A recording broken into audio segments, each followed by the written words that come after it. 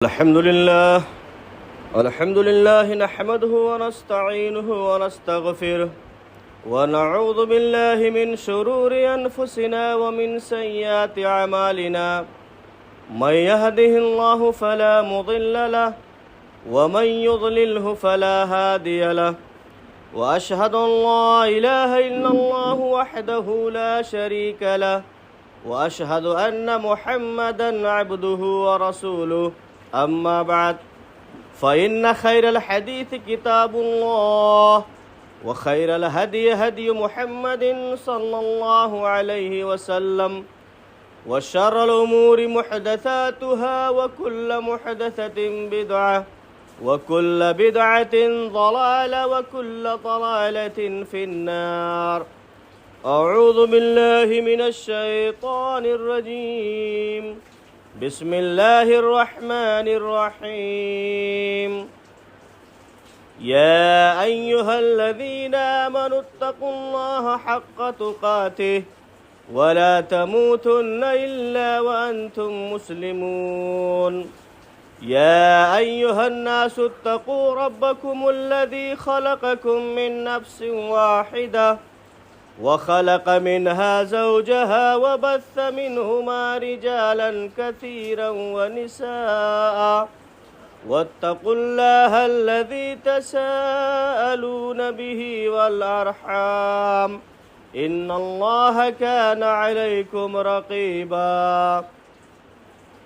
या अय्युहल्लज़ीना आमनुत्तक़ुल्लाह वक़ूलू क़ौलन सदीदा युस्लिह लकुम अअमालकुम वयग़फ़िर लकुम ज़ुनूबकुम वमन युतिइल्लाह व रसूलहु फ़क़द फ़ाज़ फ़ौज़न अज़ीमा।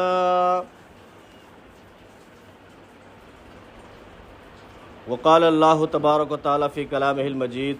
अऊज़ु बिल्लाहि मिनश शैतानिर रजीम। बिस्मिल्लाहिर रहमानिर रहीम। वइज़ा सअलक इबादी अन्नी फ़इन्नी क़रीब उजीबु दाअवतद दाइ इज़ा दआन फ़लयस्तजीबू ली वलयुमिनु बी लअल्लहुम यरशुदून। वक़ाल अन्नबिय्यु सल्लल्लाहु अलैहि वसल्लम इन्नहु मन लम यसअलिल्लाह यग़ज़ब अलैहि। मोहतरम हाज़रीन जुमा, दीनी मिल्ली भाइयों, नौजवान साथियों, हमें सबसे पहले उस अल्लाह रब्बुल आलमीन की तारीफ़, उसकी बड़ाई, हम्द व सना बयान करनी चाहिए जिसने हम तमाम इंसानों को इस दायरे फ़ानी के अंदर पैदा फरमाया और हमें पैदा फरमाने के साथ साथ हमारी कामयाबी और कामरानी के लिए दोनों जहान के अंदर सुरखरुई हासिल करने के लिए अपने बेशुमार अंबिया किराम का सिलसिला जारी किया और मुतअद्दिद किताबें नाजिल फरमाईं। बादहु दरूद व सलाम नाजिल हूँ अल्लाह रब्बुल इज़्ज़त के तमाम अंबिया और रसूल पर, खुसूसन आखिरी नबी जनाब मुहम्मदुर रसूलुल्लाह सल्लल्लाहु अलैहि वसल्लम पर कि जिन्हें अल्लाह रब्बुल आलमीन ने पूरी कायनात के लिए रहनुमा रहबर बनाकर मबऊस फरमाया था। मोहतरम सामिन किराम, ये मुबारक महीना और ये मुबारक महीने की सआदतमंद घड़ियाँ जो हमारे ऊपर साया फ़गन है, यह अल्लाह रब्बुल आलमीन की बहुत बड़ी नेमत है और अल्लाह रब्बुल आलमीन इन नेमतों से अपने उन्हीं बंदों को नवाजता है जिन्हें वो पसंद करता है, जिन्हें वो चाहता है। वरना बहुत सारे लोग हमारे दरमियान जो पिछले रमज़ान में थे वो इस रमज़ान में नहीं हैं और हो सकता है इस रमज़ान की मिलने के बाद हम में से बहुत सारे लोगों को अगला रमज़ान ना मिले। तो जिन्हें अल्लाह रब्बुल आलमीन इस महीने से नवाजता है, जिन्हें अल्लाह रब्बुल आलमीन इस मुबारक महीने को अता करता है, यह अल्लाह रब्बुल आलमीन की बहुत बड़ी नेमत है। और मेरे भाइयों, सबसे अहम बात, ये महीना अल्लाह रब्बुल आलमीन को मनाने का, उसको राज़ी करने का, उससे खुसूसी तौर पर दुआ करने का महीना है। और ये इशारा है, जैसा कि हदीस के अंदर बयान किया गया कि अल्लाह रब्बुल आलमीन इस महीने के अंदर जन्नत के तमाम दरवाज़ों को खोल देता है। ये इस बात की दलील है कि अल्लाह ताला को खुसूसी तौर पर याद किया जाए। जहन्नम के तमाम दरवाज़ों को बंद कर देता है। ये इस बात की तरफ इशारा है कि अल्लाह रब्बुल आलमीन के मनाने का महीना है। शैतानों को, सरकस जिन और शयातीन को पाबंदे सलासिल कर देता है, बेड़ियों में जकड़ देता है। ये इस बात की दलील है कि ये महीना अल्लाह रब्बुल आलमीन की खुसूसी दुआओं का महीना है, उसे मनाने, उसको राजी करने का महीना है। और हदीस के अंदर अल्लाह के रसूल ने फरमाया कि ये जो खैर व बरकत का महीना है, अगर इस महीने को पाने के बाद इंसान इस महीने की खैर व बरकत को हासिल नहीं कर पाया तो याद रखिए उससे बड़ा बदकिस्मत और महरूम कोई नहीं है। तो मेरे भाइयों, ये ऐसी सआदतमंद घड़ी है, ऐसा मुबारक महीना है जिसमें अल्लाह रब्बुल आलमीन की रहमतों का फैज़ान नुज़ुल होता है, जिसमें अल्लाह रब्बुल आलमीन की मग़फ़िरत, उसकी खुशनुदी का फैज़ान है। इंसान जितना समेट सकता है समेट ले। अल्लाह रब्बुल आलमीन की बाबर इस बरकत को, इसकी सआदत को जितना समेट सकता है समेट ले, और जिस कदर हो सकता है अपने गुनाहों की माफ़ी मांग ले, जितना हो सकता है वो अल्लाह रब्बुल आलमीन का कुर्ब इख्तियार कर ले, क्योंकि ये महीना बार बार किसी को नहीं मिलता है, और जिसको मिलता है वो अल्लाह रब्बुल आलमीन का बहुत ही खुशकिस्मत बंदा है, और ये अल्लाह रब्बुल आलमीन की तरफ से बहुत बड़ा इनाम है। मेरे भाइयों, मैं थोड़ी सी बात आज दुआ के ताल्लुक़ से, आप जब सूरह बकरा पढ़ेंगे जहाँ पर अल्लाह रब्बुल आलमीन ने रोज़े का तज़किरा फरमाया है, रमज़ान के मसाइल को बयान किया है, मेरे भाइयों बीच में अल्लाह रब्बुल आलमीन ने दुआ का तज़किरा किया है। जो आयत करीम मैंने आपके सामने पढ़ी है, वइज़ा सालका इबादी अन्नी फ़अन्नी क़रीब, ये उस दुआ के बीच में है जहाँ रमज़ान के मसाइल चल रहे हैं। इससे पहले भी रमज़ान का मसला अल्लाह ने बयान किया है, और इसके बाद भी अल्लाह रब्बुल आलमीन ने रमज़ान के मसाइल बयान किए हैं, और बीच में इस दुआ का तज़किरा कर दिया है, जो इस बात की तरफ इशारा है कि रमज़ान के महीने में दुआ करना ये उसकी खुसूसी इबादत है और बहुत ही अहम है। ख़ास तौर से रमज़ान के महीने में दुआ करना बहुत ही अहम है, क्योंकि अल्लाह के रसूल ने फरमाया कि जिस तरह 3 लोगों की दुआ कभी अल्लाह ताला रद्द नहीं करता है, 3 लोगों की दुआ अल्लाह ताला कभी रद्द नहीं करता है, उन्हीं में से रोज़ेदार भी है। रोज़ेदार रोज़े की हालत में अल्लाह रब्बुल आलमीन से अगर दुआ करता है तो बहुत ज़्यादा चांस है कि अल्लाह रब्बुल उसकी दुआ को कबूल ही कर ले, क्योंकि अल्लाह के रसूल ने वादा किया है कि अल्लाह ताला 3 किस्म के लोगों की दुआओं को रद्द नहीं करता है, उनमें से रोज़ेदार भी है। तो रोज़े की हालत में दुआ अल्लाह ताला रद्द नहीं करता है, ज़रूर कबूल करता है। इसलिए इस महीने के अंदर दुआओं का सिलसिला होना चाहिए, और दुआओं की जो है इस कड़ी को इंसान को पकड़ कर रखना चाहिए। जिस तरह बहुत सारी इबादतें करता है, वैसे ही सबसे अहम इबादत जो दुआ है वो इस महीने के अंदर खुसूसी तौर पर होना चाहिए। इसीलिए अल्लाह रब्बुल आलमीन ने रोज़े के मसाइल के बीच में दुआ का तज़किरा किया है। आइए आयत करीमा का मतलब समझते हैं। अल्लाह ताला फरमा रहा है, वइज़ा सालका इबादी अन्नी फ़अन्नी क़रीब, कि अल्लाह के रसूल मेरे बंदे जब मेरे बारे में पूछें फ़अन्नी क़रीब, तो मैं उनसे बहुत करीब हूँ। अल्लाह रब्बुल आलमीन ने अल्लाह के रसूल से ये नहीं कहा कि जब बंदे मेरे बारे में पूछे तो उनसे कह दो कि मैं उनसे करीब हूँ, ये नहीं कहा, बल्कि खुद अल्लाह ताला ने कह दिया वइज़ा सालका इबादी, अल्लाह के रसूल जब मेरे बारे में मेरे बंदे सवाल करें आपसे फ़अन्नी क़रीब, तो बंदों को जान लेना चाहिए कि मैं उनसे बहुत करीब हूँ। कहलवाने की ज़रूरत नहीं है, मैं उनके शह रग से भी करीब हूँ। वो दिल में क्या सोचते हैं, दिमाग में क्या प्लानिंग करते हैं, सबसे पहले मैं जानता हूँ। वो जिस बात के बारे में सोचते हैं अपने दिल के अंदर, उस बात को भी मैं जानता हूँ। मैं उनके शह रग से भी ज़्यादा करीब हूँ। उजीबु दावत दाई दा दान, हर पुकारने वाले की पुकार का मैं जवाब देता हूँ जब वो पुकारता है। कितनी बड़ी रहमत है और कितनी बड़ी नेमत है और कितना बड़ा एहसान अल्लाह रब्बुल आलमीन का है कि अल्लाह ताला ने खुद ऐलान कर दिया कि हर पुकारने वाले की पुकार का मैं जवाब देता हूँ।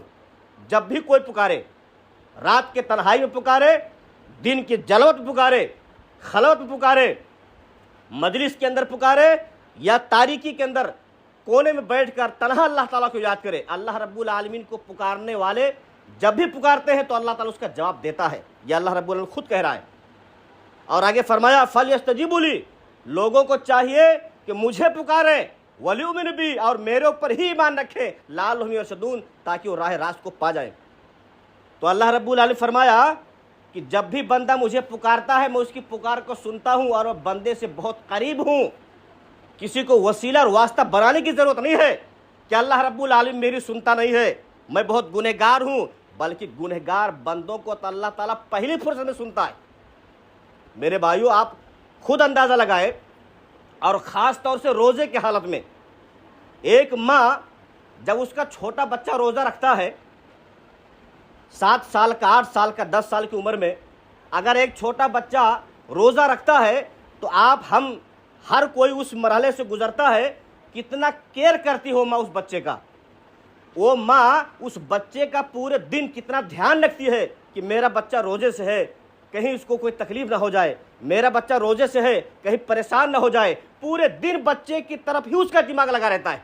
क्यों? क्योंकि ममता है, माँ की ममता है, उससे मोहब्बत है। इसलिए तो सोचो कि वो अल्लाह रब्बुल आलमीन जिसके बारे में लोग कहते हैं कि 70 माओं से ज़्यादा रहम दिल है, जिसके पास रहमत के 99 हिस्से हैं, वो हज़ारों माओं से ज़्यादा मोहब्बत करने वाला है अपने बंदे से। वो आपकी दुआओं को रद्द कैसे करेगा? वो आपकी क्यों नहीं सुनेगा? हालत रोज़ा में जब आप उसको पुकारोगे वो आपकी क्यों नहीं सुनेगा? एक माँ अगर अपने बच्चे का दिन भर ख्याल करती है, उसकी तरफ ध्यान लगाती है, उसका केयर करती है, तो वह अल्लाह रब्बुल आलमीन जो हज़ारों माओं से ज़्यादा ममता रखता है, वह अपने बंदे की तरफ ध्यान क्यों नहीं करेगा? मेरे भाइयों, किसी वास्ता और वसीले की ज़रूरत नहीं है, किसी गुमराही में जाने की ज़रूरत नहीं है। उसकी मिसाल मैं यूँ दूँ कि जैसे एक बादशाह है, बादशाह एक आदमी से कहता है कि देख, मैं तेरे सामने बैठा हूँ, जब भी तुझे कुछ काम लगे मुझे पुकार, मुझसे बोल। तो वो आदमी अगर ये कहे कि नहीं बादशाह सलामत, मैं आपको डायरेक्ट नहीं पुकारूंगा, मैं बीच में किसी आदमी को लेकर आऊँगा, मैं उससे कहूँगा, वो तुमसे कहेगा, तो आप सोचिए, आप अंदाज़ा लगाइए कि वो बादशाह उस आदमी से क्या बोलेगा।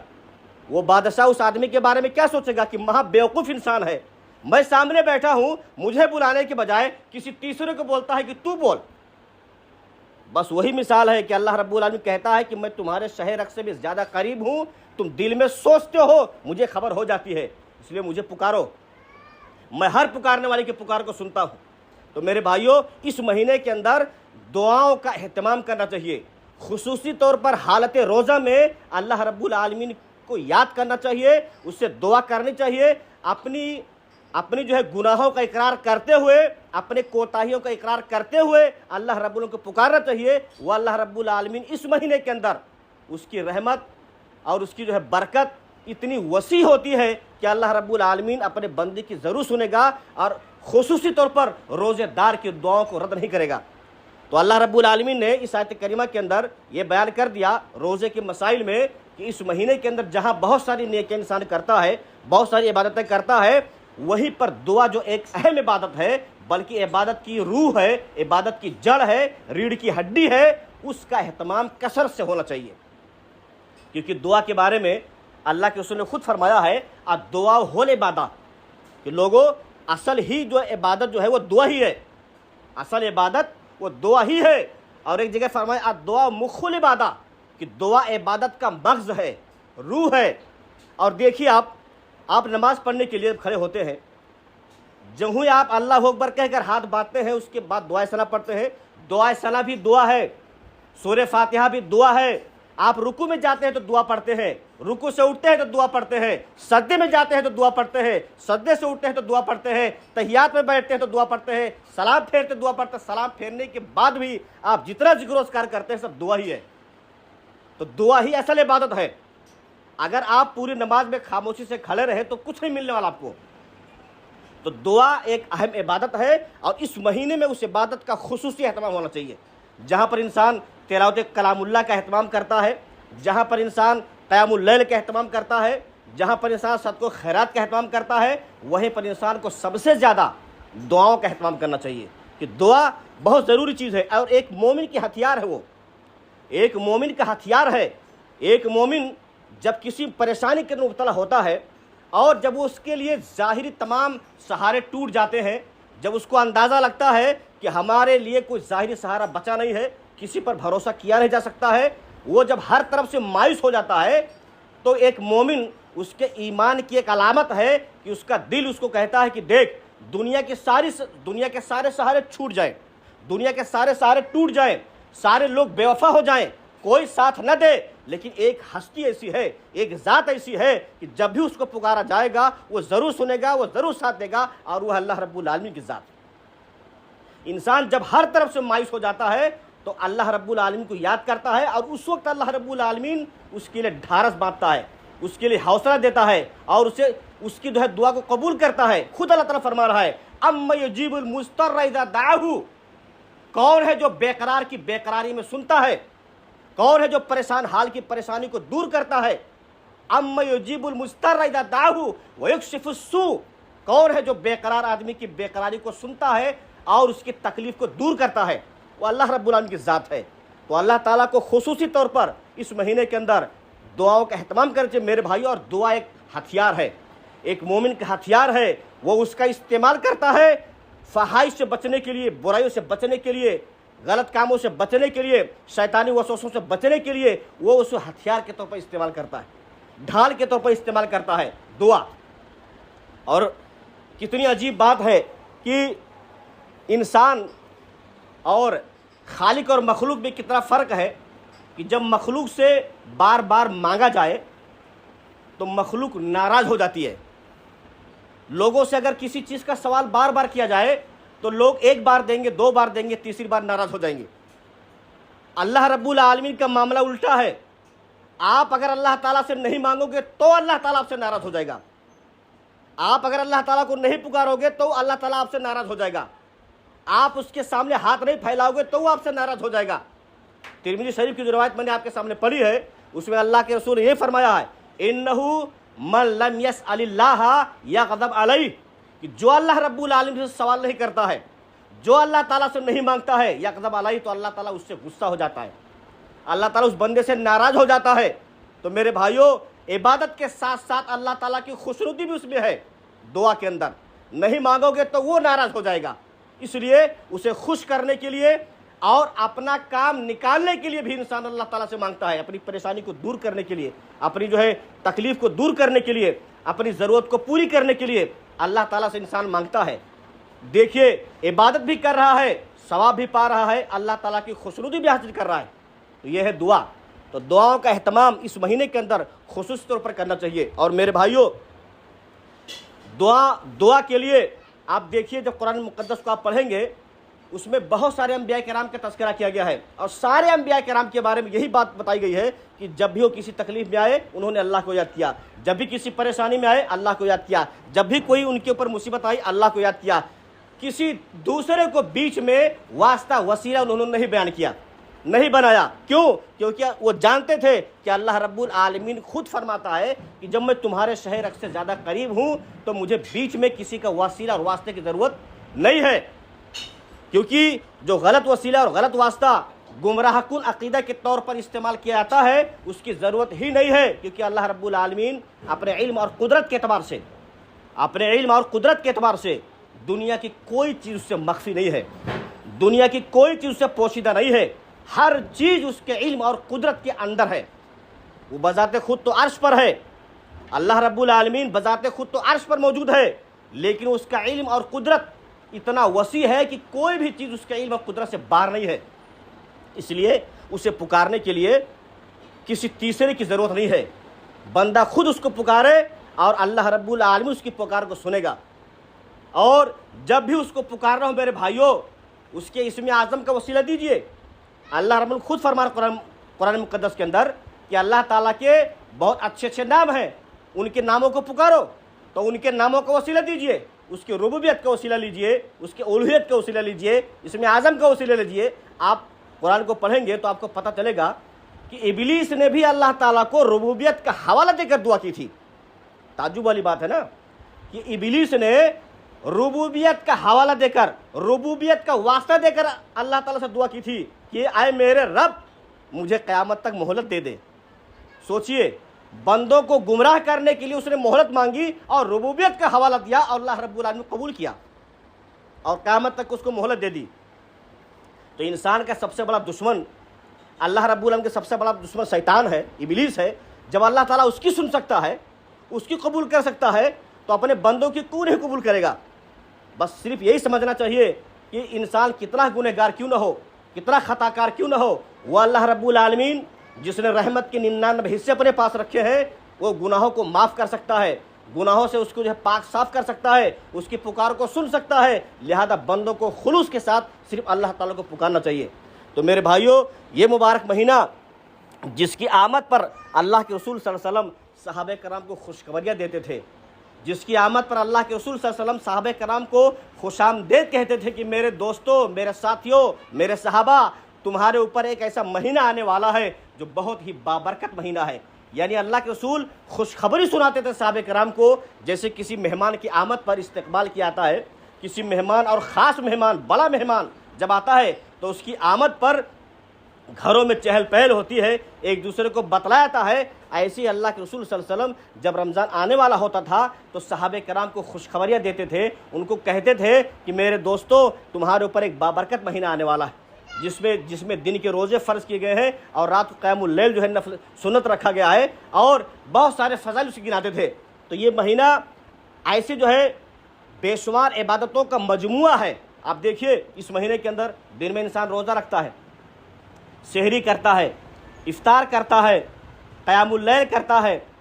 उसी में जो है ताक वाली रातों में, आखिरी अशरे के ताक रातों में शब कद्र है। यानी ये महीना जो है बेशुमार नेकियों का मजमुआ है, जो आम दिनों में नहीं पाई जाएगी। आम दिनों में सहरी नहीं पाई जाएगी, आम दिनों में इफ्तार नहीं पाया जाएगा, आम दिनों में शब कद्र नहीं पाई जाएगी, आम दिनों में रोज़ा नहीं पाया जाएगा। तो ये महीना नेकियों का बेशबहा महीना है, अल्लाह रब्बुल आलमीन की नेमतों का और उसके बरकतों का, सादतों का मौसम बहार है। इंसान जिस कदर इसमें मेहनत करे और जिस कदर अल्लाह रब्बुल आलमीन को राज़ी करना चाहे, जितनी नेकियां समेटना चाहे अपने दामन में समेट सकता है। इसीलिए फरमाया कि अगर ये महीना आया और इंसान के अंदर कोई तब्दीली नहीं आई, इंसान ने कोई फ़ायदा नहीं उठाया, तो उससे बड़ा बदबख्त कोई नहीं है। इसलिए इस महीने के अंदर, और जो हदीस मैंने पिछले जुमे बयान की थी कि अल्लाह रब्बुल आलमीन की तरफ से एक फ़रिश्ता रोज़ाना निदा लगाता है, आवाज़ लगाता है, या बाग़ियल खैर अक़बिल व या बाग़ियल शर अक़सिर, कि आए नेकियों के जमा करने वाले, आए नेकियों को में आगे बढ़ने वाले, आगे बढ़, नेकियां कर, व या बाग़ियल शर अक़सिर, और आए गुनाहों के दिलदादा, आए मासियत में डूबे हैं लोग, रुक जा, अपने कदम को रोक ले। अल्लाह ताला का बाबरकत महीना आया है। तो ये महीना खुसूसी तौर पर नेकियों का बेशुमार बेशबहा महीना है, नेकियों का मौसम बहार है। जहाँ बहुत सारे काम इस महीने के अंदर किए जाते हैं, वहीं इस महीने के अंदर मेरे भाइयों दुआओं का एहतमाम कीजिए, और खुसूसी तौर पर दुआओं का एहतमाम कीजिए हालत रोज़ा में, क्योंकि अल्लाह रब्बुल आलमीन ने वादा लिया है कि रोज़ेदार की दुआ को वो रद्द नहीं करेगा। इंसान खताकार है, स्याहकार है, बेशुमार गलतियों का मजमुआ है, वो अल्लाह रब्बुल आलमीन से अपने गलतियों की माफ़ी मांगे, उसकी खुशनुदी हासिल करने के लिए उसके सामने अपने दस्ते सवाल दराज करे, वो ज़रूर सुनेगा। अल्लाह के रसूल का फरमान है कि अल्लाह ताला खुद फरमाता है कि तुम्हारा रब बहुत ही शर्मीला और बहुत ही करीम है। जब भी कोई बंदा उसके सामने अपने हाथों को फैलाता है, उठाता है, तो अल्लाह ताला को शर्म आती है कि उसे बगैर कुछ दिए वापस लौटा दे। तो मेरे भाइयों, जब अल्लाह रब्बुल आलमीन इस सिफत का हामिल है कि बंदे को खाली हाथ लौटाना, उसमें उसको शर्मिंदगी महसूस होती है, शर्म उसको आती है, यानी अल्लाह ताला उसको दे के ही लौटाता है। ये हदीस का मतलब हुआ कि अल्लाह ताला उस बंदे को देकर ही लौटाता है, खाली हाथ वापस नहीं करता है। तो क्यों ना हम अल्लाह रब्बुल आलमीन के सामने अपने दस्ते सवाल दराज करें, क्यों ना हम अल्लाह रब्बुल आलमीन के सामने अपने हाथों को फैलाएं, क्यों ना हम अल्लाह रब्बुल आलमीन से अपने गलतियों की माफ़ी मांगे, क्यों ना हम अल्लाह रब्बुल आलमीन की खुशनुदी हासिल करने के लिए और उसका मुकर्रब बंदा बनने के लिए उससे जो है दुआओं का एहतमाम करें। तो ये महीना बेशुमार नेकियों का महीना है, बाबरकत महीना है, जहाँ पर इंसान बहुत सारी जो है नेकियां करता है, बहुत सारे अमाल करता है। वहीं पर इस महीने के अंदर दुआओं का खुसूसी एहतमाम करना चाहिए। और ये दुआ असल इबादत है, इबादत की जड़ है, इबादत की रूह है, और तमाम इबादतों में सबसे अहम इबादत दुआ है। इस महीने के अंदर खुसूसी तौर पर इन दुआओं का एहतमाम करना चाहिए। अल्लाह रब्बुल आलमीन की खुशनुदी हासिल करने के लिए जितने भी कदम उठाए जा सकते हैं, जो भी काम किए जा सकते हैं, उन तमाम कामों को हमें करना चाहिए, ताकि हमारा रब हमें ये महीना अता करके हमसे राज़ी हो जाए, हमारे गुनाहों को माफ़ कर दे और हमें उन बंदों में शामिल कर दे जिन्हें वो जहन्नम से आज़ाद करता है इस महीने के अंदर। आखिर में दुआ है कि अल्लाह रब्बुल आलमीन हम तमाम लोगों को दीन की सही समझ फरमाए। इलाहुल आलमीन हम में से जो ही बंदे खताकार हैं, तेरे सीधे रास्ते से भटके हुए हैं, इलाहुल आलमीन तू ने सिरात मुस्तकीम पर गामजन कर दे। बार इलाहा हम में से जो भी मुसलमान दुनिया के जिस खित्ते के अंदर परेशान हाल हैं, मजबूर और मजलूम हैं, खुसूसन फ़िलिस्तीन के मुसलमान, इलाहुल आलमीन तू उनकी गैबी मदद फरमा, दुश्मनों से उनकी हिफाजत फरमा। इलाहुल आलमीन हम जब तक इस दुनिया के अंदर इस्लाम पर, जब हमारा ख़ात्मा हो ईमान पर। आमीन तक़ब्बल या रब्बल आलमीन।